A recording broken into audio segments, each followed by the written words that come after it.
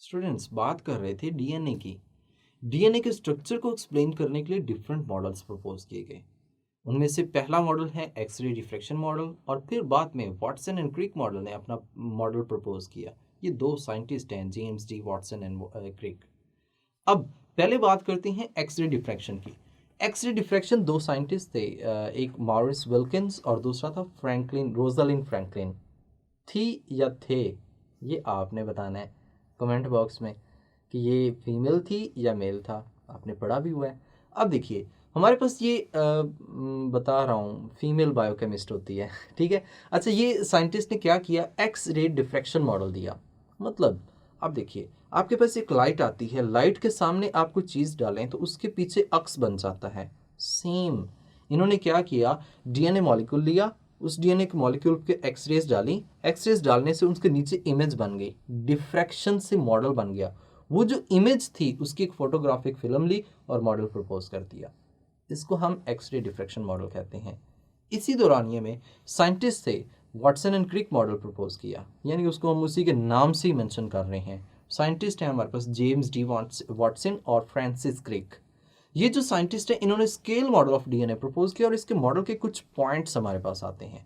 सबसे पहला पॉइंट तो हम कहते हैं कि डीएनए जो होता है 2 पॉलीन्यूक्लियोटाइड स्ट्रैंड से बना हुआ है।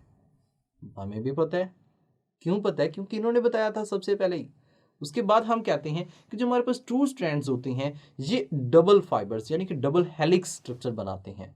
हमें पहले ही पता है, इन्होंने ही बताया है कि ये इस तरह से एक हेलिकल स्ट्रक्चर बनाते हैं। अब यहाँ पे इमेज में भी देख रहे हैं। इसमें कुछ चीज़ें कॉमन थी। क्या था?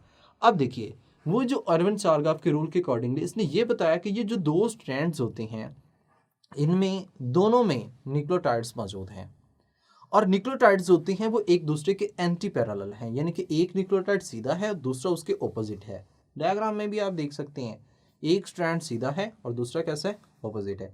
अब स्ट्रैंड में ज़रा नोट कीजिएगा, हमारे पास एक एंड है जो कि 5 कार्बन पर आता है। राइबोज के 5 कार्बन है, उसको हम 5 प्राइम के नाम से मेंशन करते हैं। ये एंड वाला कौन सा होगा, 5 प्राइम। दूसरा एंड जो होगा वो 3 प्राइम है। सेम दूसरे स्ट्रैंड की बात करें तो एक एंड हमारे पास 3 प्राइम है और दूसरा कौन सा है, 5 प्राइम।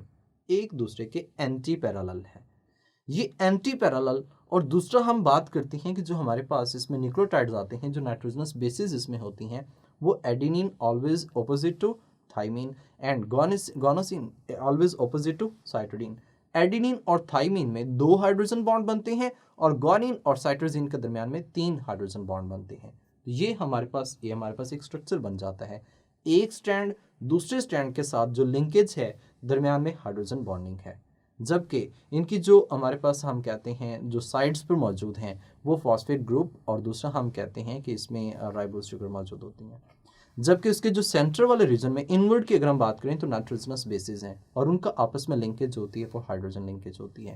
तो ये हमारे पास क्या है, एक डीएनए का स्ट्रक्चर है जिसको हम वाटसन एंड क्रिक मॉडल के नाम से मेंशन करते हैं। लेकिन एक बात याद रखिएगा, जब ये स्ट्रक्चर आपस में हेलिकल स्ट्रक्चर बनाता है उस वक्त इसकी कुछ यानी कि स्पेसिफिक ज्योमेट्रिक होती है। किस तरह से ज्योमेट्री होती है, यहाँ पे हम डिस्कस कर रहे हैं कि हमारे पास 34 एंगस्ट्रॉन।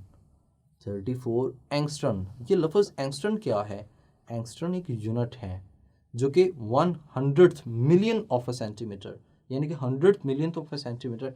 एक सेंटीमीटर के अगर हम 100 मिलियंथ पार्ट की बात करें वो हमारे पास 1 एंगस्ट्रॉम है।